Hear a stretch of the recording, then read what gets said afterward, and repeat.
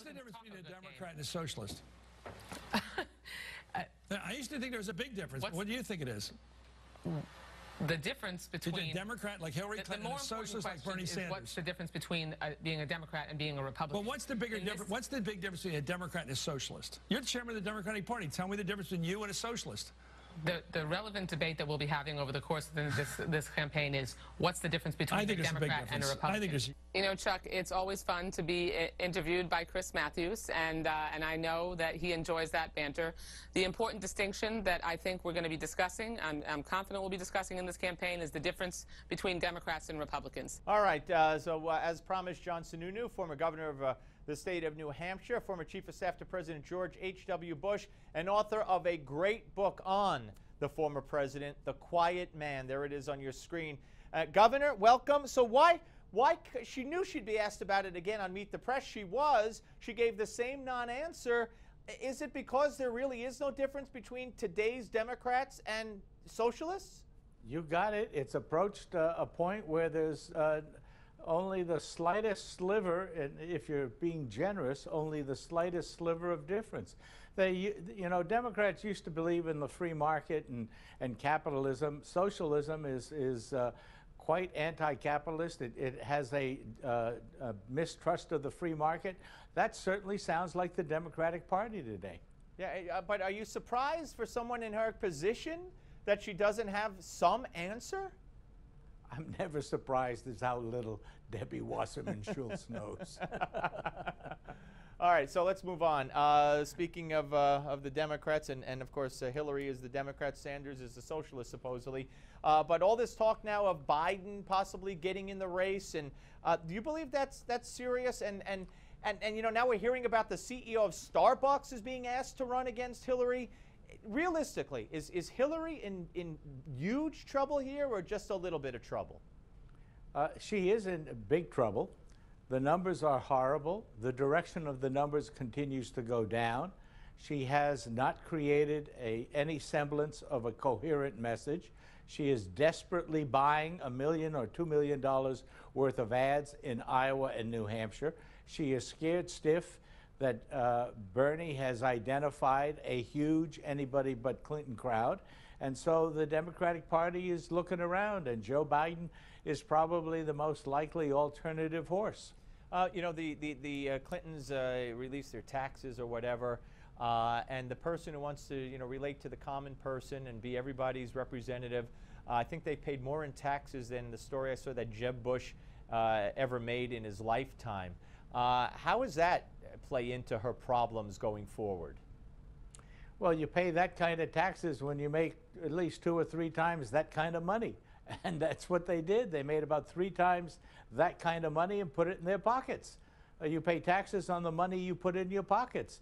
So the same people that gave Mitt Romney a hard time last time should be giving Hillary Clinton a hard time this time. But of course, that's the liberal press, and there's no justice there. No, well, absolutely not. All right, let's talk a little bit about the latest polls show in one Trump, you know, would double his next opponent.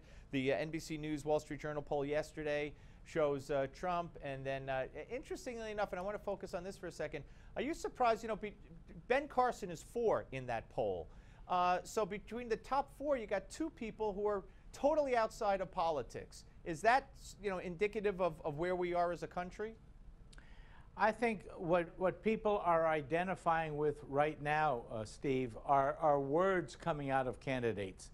And when you're not involved in politics, you have the luxury of being able to be pretty sharp and hot with your rhetoric. And I think as this campaign goes on, people will recognize that issues are important again, that experience is important. They'll start looking at real candidates in a real way. And yeah, everybody's having their Herman Cain moments, and we'll move on.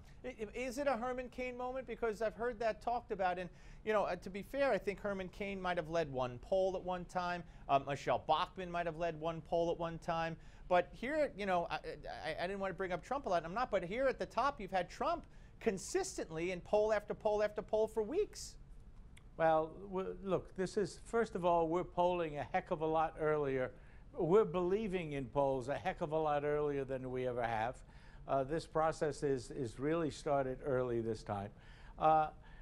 It's not a surprise. It really isn't. The showman nature of a new candidate like Trump always attracts support, and then it starts to be looked at seriously. Let's take a look after a couple of debates and a couple of months of real campaigning and see where he is. And how do you think the debate is going to go? Is he going to be attacked by the others or more ignored by the others?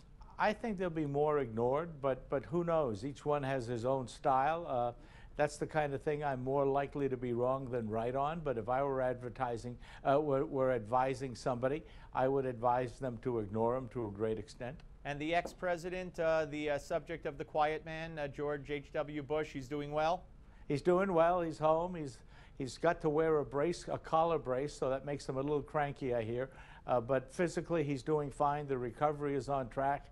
And he tweeted out a couple of pictures last week which showed that he was smiling. All right. Well, that's very good. And thanks for wish asking. him all the best. No, and again, read all about George H.W. Bush and the Quiet Man, folks. It's a wonderful story about a really wonderful man. And Governor, always great to talk to you, sir. Thanks, Steve. Take care. Thank you very much. This You're is great. welcome. John Sununu, Bye-bye. ladies and gentlemen. Up next, it's the Malzberg panel. But first, Newsmax wants to send one lucky couple on a 7-day Silver Sea cruise to the Caribbean this winter. It's a luxury cruise, of course, aboard the Silver Wind, and it's the trip of a lifetime, so they tell me. Now, to win, you need to enter. To enter, you need to do your share of the work here, and that is visiting newsmax.com/sweepstakes. That's newsmax.com/sweepstakes. You go to the website, you enter, you take your chance, and what do you have to lose? Absolutely nothing. Good luck, and we're coming back with the panel.